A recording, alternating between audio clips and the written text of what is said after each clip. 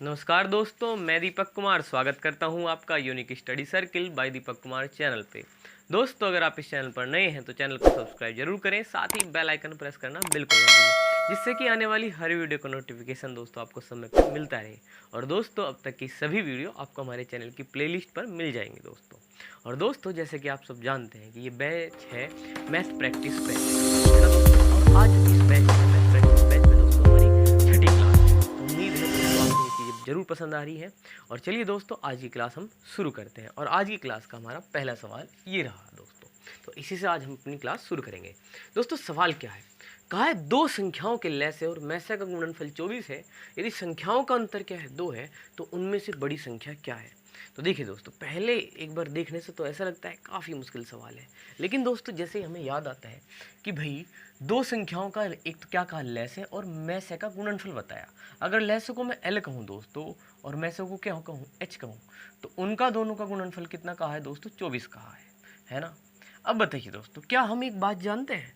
जरूर जानते हैं दोस्तों। हम जानते हैं दो संख्याओं का गुणनफल, अगर दो संख्याएं एक ए हो और एक क्या हो दोस्तों बी हो, ये हमारी क्या हो संख्याएं हो, तो दोस्तों दोनों संख्याओं का गुणनफल अर्थात ए गुणा बी है ना दोस्तों किसके बराबर होता है? मैसे गुणा लसाए के बराबर, है ना दोस्तों। तो बताओ दोस्तों, ये लसाए और मैसे का गुणा ही दिया है 24, और दोनों संख्याओं की गुणा मैसे लसाए की गुणा के बराबर होता है।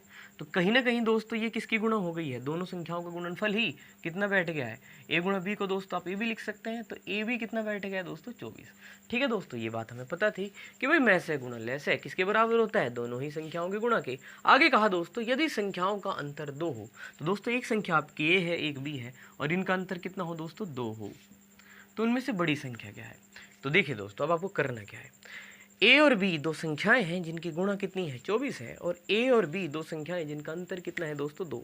तो ऐसी संख्या देखिए जिनकी गुणा तो दोस्तों 24 आ जाए और जिन्हें आपस में घटाएं तो दोस्तों कितना आ जाएगा आपका? 2 आ जाएगा। तो देखिए दोस्तों, 12 दूनी 24 होते हैं, 12 में से 2 घटाएंगे 10 आता है, अंतर 2 नहीं है। और दोस्तों क्या होता है? 8 3 24 होते हैं, 8 में 3 घटाएंगे 5 आएगा। वहीं दोस्तों 6 चौक 24 होते हैं, और देखिए ये आपका काम करेगा। ठीक है दोस्तों, तो आपने क्या करा दोस्तों? 6 चौक 24 के ए बी के टुकड़े, है ना, कि ए का मान आपका 6 हो जाए, बी का मान क्या हो जाए? 4। तो 6 गुणा 4 24 होता है दोस्तों, और 6 में से 4 घटा के दोस्तों 6 में से 4 घटा के 2 भी आते हैं। तो इस तरीके से दोस्तों ए का काम कौन करेगा? 6 कर जाएगा, और बी का कौन? 4। और ए बी क्या थी? हमारी संख्या है, जिनमें से बड़ी संख्या कौन सी है दोस्तों? 6 हुई, और आपका आंसर हुआ सी। उम्मीद है क्वेश्चन जरूर क्लियर है दोस्तों, और बढ़ेंगे अगले क्वेश्चन पे। तो आइए दोस्तों अब इस क्वेश्चन को करेंगे। देखिए कितना प्यारा सवाल है ना दोस्तों। देखने में थोड़ा बड़ा लग रहा है, लेकिन काफ़ी आसानी से आप इसे कर पाएंगे। देखिए दोस्तों, क्या कहा? एक सैनिक कैंप में 850 ग्राम प्रति व्यक्ति की दर से दिए जाने पर 3300 सैनिकों के लिए 32 दिन की खाद्य सामग्री थी। 7 दिन के बाद कुछ और सैनिक आ जाने से तथा प्रति व्यक्ति 825 ग्राम दिए जाने पर यह सामग्री 17 दिन और चलेगी। नए आने वाले सैनिकों की संख्या क्या है? दोस्तों सबसे पहली बात, हम इस सवाल को किस हिसाब से करते हैं? M1D1 यानी कि दोस्तों MDH फॉर्मूले से करते हैं। लेकिन यहाँ दोस्तों आदमी है, और दोस्तों ये प्रति व्यक्ति जो है दोस्तों खाद्य सामग्री जो बताई है ना, ऐसे मैं लिख देता हूँ क्या? पर, है ना दोस्तों, मैन लिख देते हैं, पर मैन लिख देते हैं। ठीक है, खाद्य सामग्री हुई हो। और दोस्तों इसके अलावा यहाँ क्या है? दिन है। तो दोस्तों इसका थोड़ा ध्यान रखें, है ना, पर मैन जो सामग्री है वो भी आपको गुणा में लेनी है। इसके अलावा दूसरी तरफ भी दोस्तों इसी चीज़ को देख लें, आदमी गुणा दोस्तों पर मैन जो खाद्य सामग्री है जो कि बाद में बताइए 825, और दोस्तों गुणा D2, ऐसे कर लेंगे। तो दोस्तों M1D1 के अलावा यहाँ पर मैन खाद्य सामग्री भी है, और ये चीज़ें गुणा में रखनी है, इस बात का एक विशेष ध्यान रखेंगे। इसके अलावा आप देखिए सवाल करते हैं दोस्तों, कहा एक सैनिक कैंप में 850 ग्राम प्रति व्यक्ति की दर से दिए जाने पर 3300 सैनिकों के लिए 32 दिन की खाद्य सामग्री थी। और दोस्तों आगे क्या कहा? 7 दिन बाद। कितने दिन बाद दोस्तों? 7 दिन बाद। तो सबसे पहले अहम बात दोस्तों कि भाई 32 दिन की सामग्री थी, और दोस्तों अब जिस दिन ये घटना घटी कितने दिन बीत गए हैं? 7 दिन बीत चुके हैं। तो इसका मतलब 7 दिन की सामग्री खत्म हो चुकी है दोस्तों। तो जो सामग्री बची हुई है दोस्तों वह कितने दिन की है? 25 दिन की है। कितने दिन की दोस्तों? 25 दिन की। तो दोस्तों फिलहाल जो सामग्री है वो 3300 सैनिकों के लिए पर मैन कितनी सामग्री लग रही है दोस्तों? 850 ग्राम सामग्री लग रही है। और दोस्तों कितने दिन की बची है? 25 दिन की।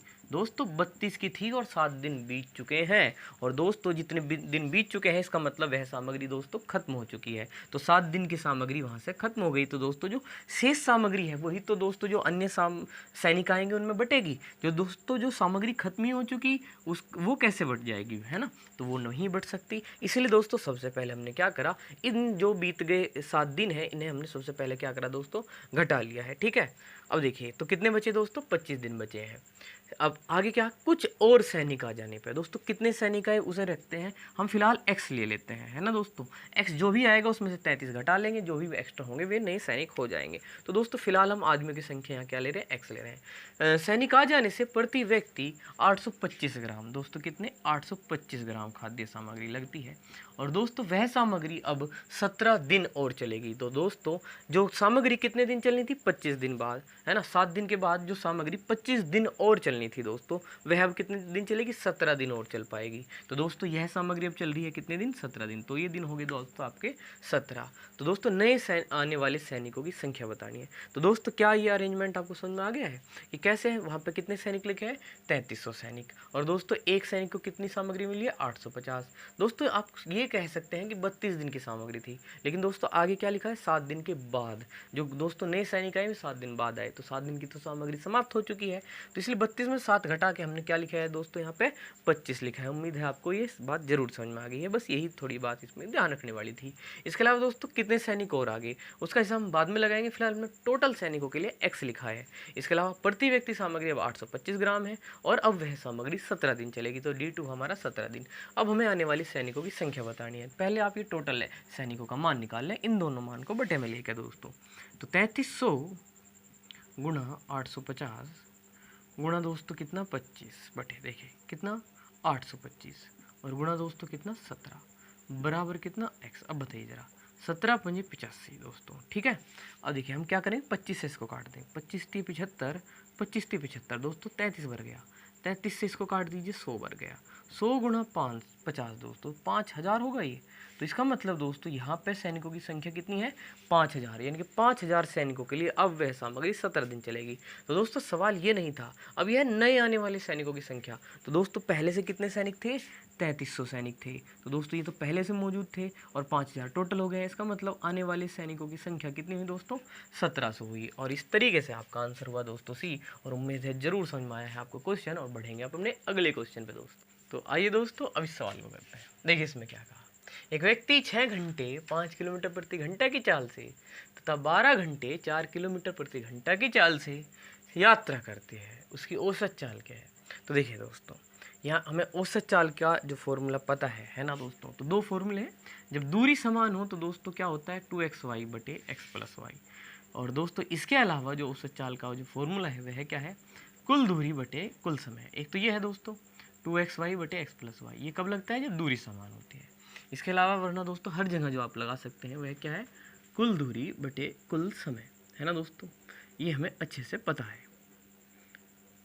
तो सबसे पहले हमने ये फॉर्मूला लिख लिया है अपना। अब देखिए इन्होंने क्या कहा, 6 घंटे। दोस्तों ये क्या है, समय है। समय कितने, 6 घंटे। और दोस्तों चाल कितनी, 5 किलोमीटर प्रति घंटा। और दोस्तों 12 घंटे 4 किलोमीटर प्रति घंटा की चाल से यात्रा करता है। तो बताइए समय गुणा चाल, 6 पंजे 30 किलोमीटर की दोस्तों दूरी तय की है उसने यहाँ।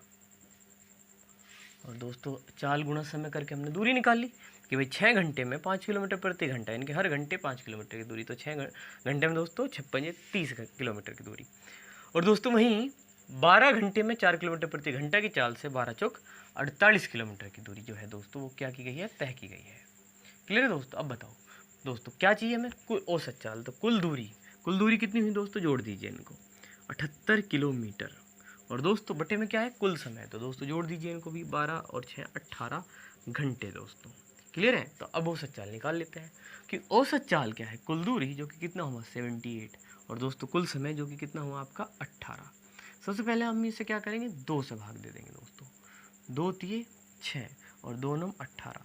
2 से इसको काट दिया तो दोस्तों कितना 9। अब देखिए अब 3 से काट दीजिए, 3 एकम 3, 3 तिये 9, 3 तिये 9। दोस्तों अब कितना है ये 13/3 है ना दोस्तों, और आंसर किस में होगा ये किलोमीटर प्रति घंटा में।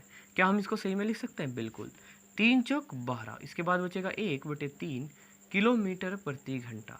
तो दोस्तों ये हुआ 4 सही 1/3 किलोमीटर प्रति घंटा, आपका ऑप्शन ए। अब बढ़ेंगे अगले क्वेश्चन पे दोस्तों। तो आइए दोस्तों अब इस सवाल को करते हैं। इसमें क्या कहा दोस्तों, एक घन तथा इसमें ठीक तरह से पूरा फिट हो जाने के वाले गोले के आयतनों का अनुपात क्या होगा। एक तो दोस्तों क्या घन, और एक क्या पूरी तरह से फिट हो जाने वाले गोले के किनका दोस्तों आयतनों का अनुपात हमें बताना है। तो चलिए दोस्तों कहना क्या चाह रहा है समझते हैं। घन दोस्तों है ना, जैसे कि लूडो का गिट्टा होता है, डाइस जिसको बोलते हैं दोस्तों है ना, जिसकी सभी भुजाएं क्या होती है समान, ऐसा कोई घन अगर है तो उसमें पूरी तरह से जो फिट हो जाए दोस्तों, एक ऐसा क्या है गोला है। समझ पा रहे हैं आप बात। तो दोस्तों इनके हमें क्या करना है, आयतनों का अनुपात बताना है। तो इस बात में क्या है, देखिए दोस्तों इसकी सभी भुजाएं क्या होती है समान। अगर इसकी ये भुजा भी है, इसकी ये भुजा भी दोस्तों कितना ए, और दोस्तों है ना उस हिसाब से हमें इसे देखना है।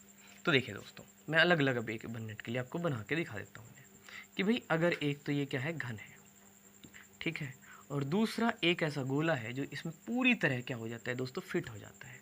तो अगर इसकी भुजा क्या है दोस्तों ए है, तो दोस्तों इसका व्यास देखिए दोस्तों है ना पूरी तरह फिट होया है, तो दोस्तों इसकी भुजा भी ये कितनी होगी, ये चौड़ाई, जितना ही चौड़ा होगा उतना ही होगा, तभी तो पूरी तरह फिट होगा दोस्तों इसमें। तो जो इसकी भुजा होगी दोस्तों वही क्या होगा, इसका व्यास होगा, अर्थात ये। और दोस्तों हमें आवश्यकता पड़ेगी त्रिज्या की, तो त्रिज्या क्या होगा उसका आधा हो जाएगा, अर्थात कितना दोस्तों a/2। अब देखिए दोस्तों घन का आयतन क्या होता है, घन का आयतन भुजा की घात 3 है ना। मैं फॉर्मूला एक बार लिख दे रहा हूँ दोस्तों, क्या होता है दोस्तों भुजा की घात 3, और जबकि दोस्तों गोले का आयतन क्या होता है, गोले का आयतन दोस्तों यह होता है 4/3 पाई r⁴। अब देखिए दोस्तों भुजा की घात 3, तो भुजा कितनी ली हमने a, तो a⁴ कर दीजिए।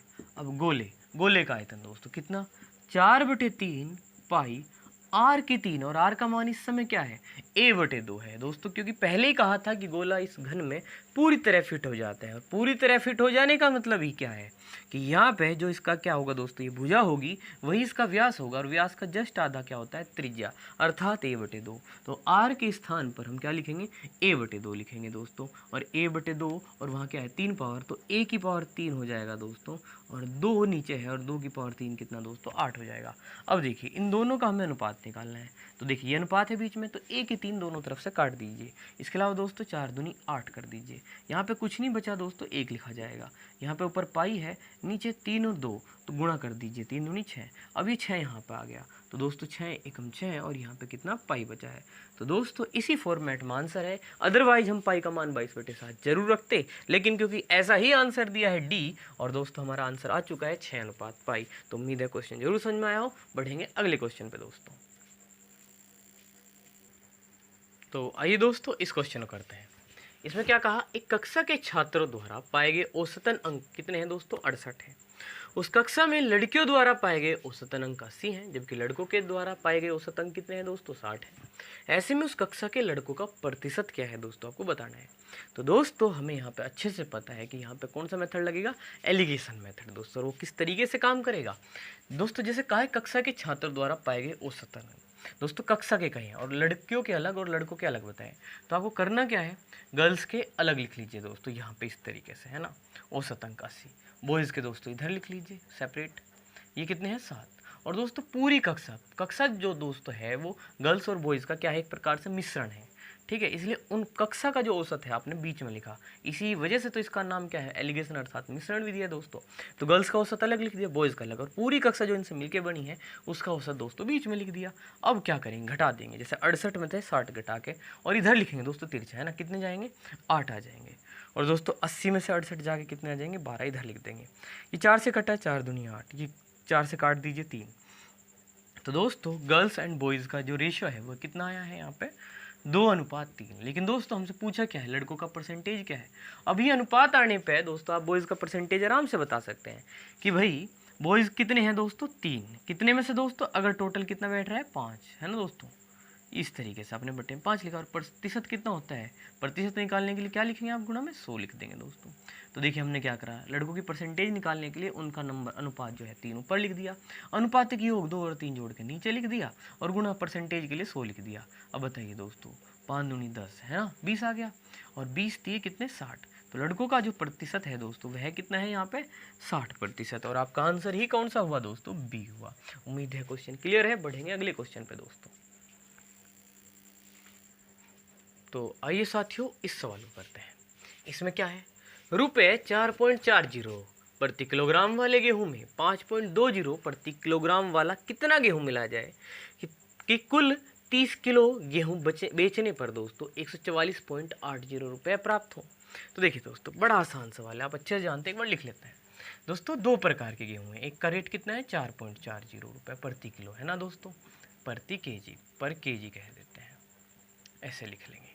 और दोस्तों 5.20 पर केजी दोस्तों है ना, वाले कितने गेहूं मिलाए जाए। तो दोस्तों ये वाला कितना गेहूं मिलाना है ये पूछा है। कितने किलो गेहूं है दोस्तों, 30 किलो गेहूं। और दोस्तों कितने रुपए प्राप्त हो रहे हैं, 144.80 रुपए दोस्तों जो हो रहे हैं यहाँ से प्राप्त हो रहे हैं। तो देखिए क्या करना है, जैसे उन्होंने पूछा कि ये वाला है ना, इतने रुपए की कीमत वाला कितना गेहूं मिलाया जाए, तो आप मानिए दोस्तों कि सारा का सारा गेहूं आपने इस कीमत का खरीदा है दोस्तों, 4.40 रुपये का। तो अगर आपका गेहूं 4.40 रुपये प्रति किलो है और आपने खरीदा कितना है दोस्तों, 30 किलो, तो आपके कुल रुपए कितने बैठ जाने वाले हैं दोस्तों, कुल रुपए कितने बैठेंगे आपके, गुणा कर दीजिए। ठीक है दोस्तों, इन दोनों की। तो दोस्तों ये तो 2 जीरो हैं, ठीक है, ये और एक ये। अब देखिए 3 चौक 12 और 3 चौक 12 और 1 13, और दोस्तों यहाँ पे 2 पॉइंट था, ये पॉइंट लगा, तो कुल मिला के कितने रुपए बैठे, 132 रुपये। क्लियर है दोस्तों, 132 रुपये आए। अब देखिए करना क्या है, आपको ये बात समझ में आ गई कि आपको ये वाले गेहूं का जो है दोस्तों कितना गेहूं है ये पूछा गया है। तो इसलिए आपने मान लिया कि माना कि सारा का सारा गेहूं ही इस कीमत का है। और अगर सभी गेहूं 4.40 रुपये कीमत का होता, 30 किलो का 30 किलो, तो दोस्तों कितने रुपए का आते, 132। लेकिन वास्तव में कितने दिए हैं सवाल में, 144.80। तो दोस्तों आपको क्या करना है, इन दोनों रुपयों का अंतर ले लेना है, 144.80।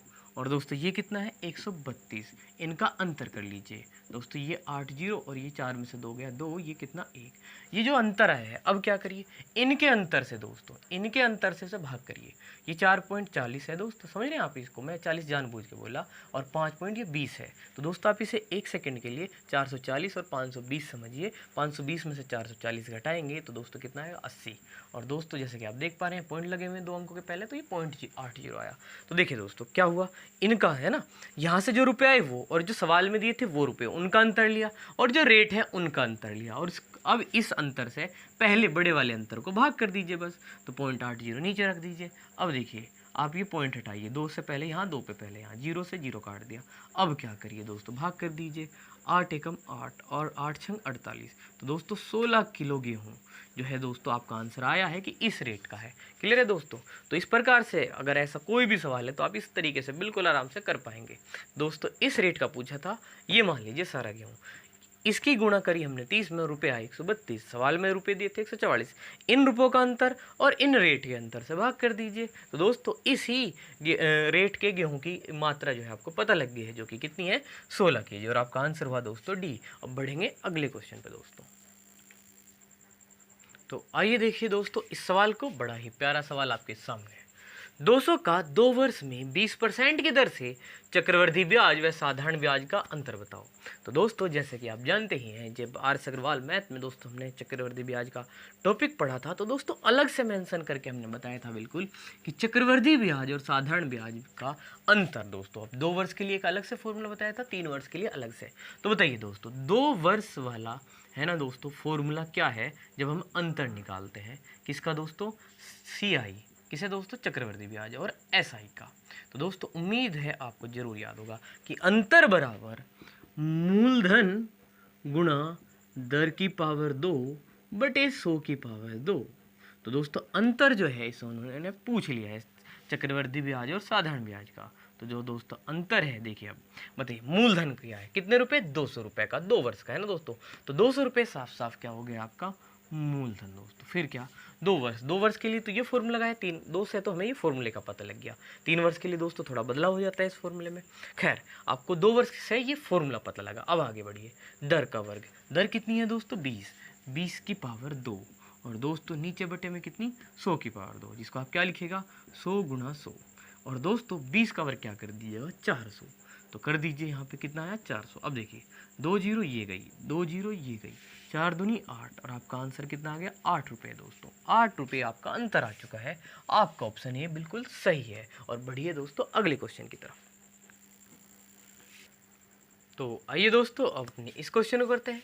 दो संख्याओं के अंतर का 6 गुना 78 है तथा उनके योग का 5वां भाग 15 है, तो संख्याएं क्या है दोस्तों। क्या कहा, अंतर का 6 गुना 78 है, तो दोस्तों अंतर क्या होगा बताइएगा जरा एक बार, है ना। अंतर का 6 गुना, अगर अंतर को 6 से गुना कर दिया, इसे 6 से गुना कर दिया तो दोस्तों 78 आया है। तो दोस्तों इसका मतलब 6 से भाग करके, ये गुणा में से भाग कर दीजिए आप इसे, है ना। तो अंतर कितना आ जाएगा दोस्तों, यहाँ पे अंतर आ जाएगा दोस्तों 78 बटे कितना, 6, है ना। अंतर का 6 गुना 78 है, तो दोस्तों 6 कम 6 छत्ती 18। इसका मतलब अंतर कितना हुआ दोस्तों, दो संख्याओं का 13 हो गया, ठीक है ना। अब देखिए क्या कहा, उनके योग का 5वां भाग। योग का क्या दोस्तों, 5वां भाग। 5वां भाग कैसे, योग को 5 से भाग करके दोस्तों कितना आया है, 15। 5वां भाग ऐसे ही तो बोलेंगे, तो योग कितना हुआ दोस्तों, गुणा कर दे इधर, तो योग हो गया 15 5 75। ठीक है दोस्तों, उम्मीद है इतनी बात समझ में आई कि भाई 6 गुणा कहा था 78, तो 6 से भाग करके दोस्तों अंतर पता किया 13, और दोस्तों योग का 5वां भाग 15 बताया था, तो योग 15 5 कितने हो गए, 75।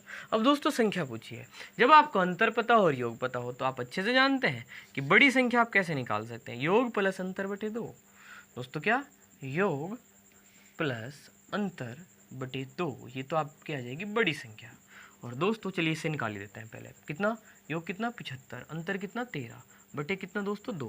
अब जरिए देखिए इसको, 3 और 4 कितने 8, और ये भी 8, और दोस्तों भाग देंगे 2 से, तो कितना आ गया 44 आ गया दोस्तों। बड़ी संख्या कितनी आई, 44। एक ही ऑप्शन में यही होगा। चलिए मैं आपको छोटी संख्या भी निकाल के बता देता हूँ। तो छोटी संख्या क्या है दोस्तों, फॉर्मूला बताइएगा जरा, योग माइनस अंतर बटे 2। क्या है दोस्तों, योग माइनस अंतर बटे 2। आप ये फॉर्मूला कभी भी यूज करते हैं, आपको अच्छे से पता है दोस्तों, है ना। जब भी आपको दो संख्याओं का योग और अंतर दिया हो तो बड़ी संख्या हमेशा कैसे निकालिए, योग प्लस अंतर बटे 2, दोनों को जोड़िए और 2 से भाग कर दीजिए। अंतर में छोटी संख्या योग माइनस अंतर बटे 2, तो 75 माइनस के कितने दोस्तों 13, अंतर कितना था 13, और बटे कितना 2, जरा घटाइएगा, 5 में से 3 गए 2, और यहाँ क्या 6, और बटे 2 करिएगा दोस्तों, कितना आ गया 31। तो दोस्तों 44 और 31 आपका ऑप्शन हुआ सी, एकदम सही। और बढ़िए दोस्तों अगले क्वेश्चन की तरफ। तो आइए दोस्तों इस सवाल को करते हैं हम अपने। इसमें क्या कर रहे हैं दोस्तों, ज़्यादा कुछ नहीं दोस्तों, केवल थोड़ी सी कैलकुलेशन कर देनी है। तो चलिए दोस्तों करते हैं, कहाँ से शुरू करेंगे, बिल्कुल नीचे से, यहाँ से। देखिए दोस्तों क्या कहा, ये है 0.25, ये है 0.75। तो दोस्तों ये 2 अंकों के पहले पॉइंट, ये भी 2 अंकों के पहले पॉइंट, पॉइंट को हटा दीजिए। अब बताइए 25 से कम 25, 25 से 75। तो दोस्तों नीचे ये यहाँ क्या है, 1 है, यहाँ पे क्या है माइनस है, और ये कितना 1/3। अब बताइए ये क्या आएगा दोस्तों, 3 एकम 3, यहाँ पे गुणा होगी 3 एकम 3, और 1 घट जाएगा, तो दोस्तों कितना हो जाएगा 2/3 हो जाएगा। ये आपने 2/3 लिखा।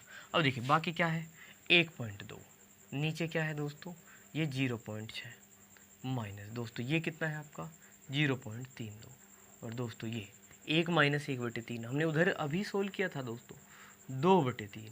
और दोस्तों अलग से एक और चीज़ भी तो है 4.5, उसको भी लिख लीजिए। अब देखिए दोस्तों हमें पता है कि बटे के भी बटे में दोस्तों क्या है 2/3, तो यहाँ पे इस 2 से तो इसको कैंसिल कर दीजिए दोस्तों, 16 दूनी 32, तो 0.16।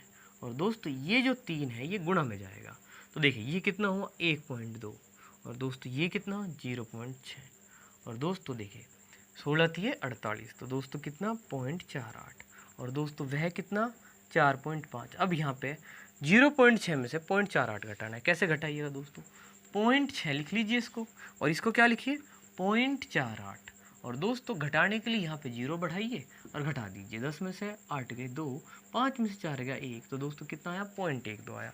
तो चलिए दोस्तों यहाँ पे कर देते हैं, ये कितना 1.2, और दोस्तों इसे घटा के कितना आया है 0.12 है ना दोस्तों, ये 1.2 ये 0.12 और प्लस दोस्तों कितना 4.5। क्या इतनी बात समझ में आई दोस्तों? जरूर। तो देखिए दोस्तों अब क्या करिए, यहाँ पे एक जीरो बढ़ा लीजिए, इससे क्या होगा ये पॉइंट जो है दोस्तों कट जाएंगे। क्लियर? अब ये 120 और ये 12 धाई दोस्तों कितना 120। तो दोस्तों 10 ये और 4.5 वो, और दोस्तों इनको जोड़ोगे तो 10 और 4 14.5 और ये आ गया है आपका आंसर। और ये हुआ आपका ऑप्शन डी एकदम करेक्ट जवाब इस सवाल का। आप बढ़ेंगे अगले क्वेश्चन पे दोस्तों। तो आइए साथियों अब इन क्वेश्चनों को करेंगे। इसमें क्या कहा कि नगर की जनसंख्या 3,60,000 है दोस्तों 10वें और 11वें क्वेश्चन में। ये रहा 10वां और ये रहा 11वां। तो इन दोनों ही क्वेश्चनों को हमें इस पाईग्राफ से दोस्तों हल करना है। दोस्तों क्या कहा गया है ना, एक तो ये बात पता लगी कि नगर की कुल जनसंख्या 3,60,000 है। आगे सवाल में क्या कहा है, कृषि की अपेक्षा नौकरी में कितने अधिक व्यक्ति लगे हैं। देखिए दोस्तों कृषि कितना है 108 है और दोस्तों वहीं नौकरी कितना है 120 दोस्तों डिग्री में। तो 120 जो है दोस्तों नौकरी में और कृषि में कितने 108। तो दोस्तों कितने अधिक लगे हैं घटा लेते हैं दोस्तों, 10 में से 8 गए 2 और यहाँ पे कितना 1, तो 12 डिग्री लोग अधिक लगे हैं दोस्तों। कहाँ? नौकरी में। नौकरी में कितने अधिक व्यक्ति लगे हैं तो 12 डिग्री। तो दोस्तों डिग्री में अगर मान है तो बटे में आप क्या लेंगे 360 लिखेंगे। और दोस्तों किन में से बताने हमें, इनमें से नगर की जनसंख्या में से, जो कितनी है 3,60,000 है दोस्तों। ठीक है, क्या बात आपको समझ में आ रही है ये, है ना? कि भाई यहाँ पे पूछा गया था नौकरी, नौकरी में कितने डिग्री बताए दोस्तों इस चित्र में 120 डिग्री, और कृषि से कितने अधिक है, नौकरी में कृषि से कितने अधिक है दोस्तों, है ना? कृषि की अपेक्षा नौकरी में कितने अधिक है, तो दोस्तों वो 120 डिग्री वो 108, तो कितने डिग्री अधिक है 12 डिग्री। तो 12 डिग्री ऊपर लिखिए। अगर ये परसेंटेज में होता तो बटे में क्या आता दोस्तों यहाँ 100, क्योंकि ये डिग्री में है और टोटल डिग्री चाहे जोड़ के देख लीजिए कितना बैठेगा 360, और गुणा में दोस्तों ये नगर की जनसंख्या। अब देखिए ये इससे कितनी बार कटेगा दोस्तों 1000 बार, है ना? 360 से 360 यहाँ तक कट जाएगा, 3 जीरो बाकी बची रहेंगी। और अब 1000 की गुणा आप 12 में करिएगा तो दोस्तों कितनी जीरो लगेंगी 3 जीरो। तो ये क्या बन गया 12 गुना 1000 12,000, जो कि आपका कौन सा है दोस्तों डी ऑप्शन है। तो ये तो हुआ हमारा 10वां सवाल। अब इसी पे हमें करना है 11वां। तो देखिए दोस्तों अब इस 11वें सवाल को करेंगे इसके आधार पे। दोस्तों क्या कह रहा है, कुल जनसंख्या का कितने प्रतिशत दोस्तों, है ना, प्रतिशत परिवहन व्यवसाय में है। तो देखिए दोस्तों परिवहन में कितने डिग्री दिख रहे हैं आपको 24 दोस्तों, कितने 24, तो आप 24 लिख लीजिए। और दोस्तों टोटल इनका आप निकालिएगा कितना निकलेगा, वही 360 निकलेगा। और दोस्तों गौर करिए इस बार क्या पूछ रहा है, प्रतिशत पूछ रहा है, क्या प्रतिशत। तो दोस्तों देखिए अगर आपसे जनसंख्या पूछी होती आप गुणा में 360 ये 3,60,000 लिख देते, क्योंकि दोस्तों ये आपसे परसेंटेज पूछना चाह रहा है। तो आप गुणा में क्या लिख दीजिए दोस्तों परसेंटेज निकालने के लिए, है ना दोस्तों 100 लिख दीजिए। अब देखिए ये जीरो से जीरो कैंसिल करिए। देखिए दोस्तों 12 दूनी है ना 24, 12 तिये 36, 2 गुणा 10 दोस्तों कितने 20, और 20 बटे कितना 3, और 20 बटे 3 को आप हल करेंगे दोस्तों 3 छंग 18, 3 छंग 18 ऐसे ही आता चल जाएगा दोस्तों।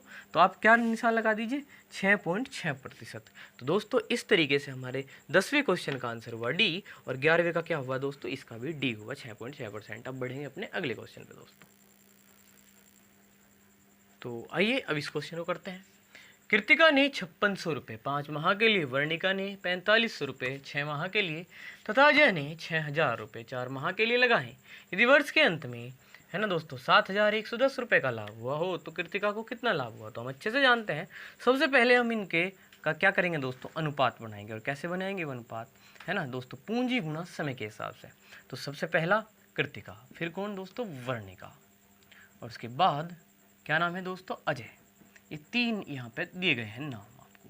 तो इसके पैसे जो है पूंजी कितनी है 5600 रुपये, तो आप ऐसे लिख लीजिए और इसका समय 5 माह से गुणा कर दीजिए।